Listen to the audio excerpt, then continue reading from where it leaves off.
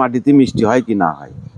এই যে থোকায় থোকায় এভাবে ঝুলে আছে, এগুলো আর পাকতে কতদিন লাগবে? এগুলো পাকতে মিনিমাম আর 20 থেকে 25 দিন লাগবে। আমার দর্শকরা যদি ভিডিও দেখার পরে এই বাগানে আসতে চায়, তাদের একটু খাইতে দিবেন আঙুর? তা তো দেবো, এই যে একটু আগে এসে খেয়ে গেল লোকজনে। তাই? আচ্ছা আচ্ছা কাকা, আপনার এখানে মোট চাষ কতটুক? 41 শতক। 41 শতক? জি জি। আচ্ছা, 41 শতক জমিতে গাছের চারা কয়টা?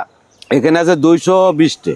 এর আগে তো আপনি চয়ন জাতের আঙুর চাষ করতেন, হ্যাঁ? চয়ন জাত আছে আমার পাশে। আচ্ছা আচ্ছা, সেই গাছের কি অবস্থা? তাতে কি ফলন আছে? হ্যাঁ হ্যাঁ, টুকটাক ফলন হচ্ছে? ওটাই তো প্রচুর ফলন।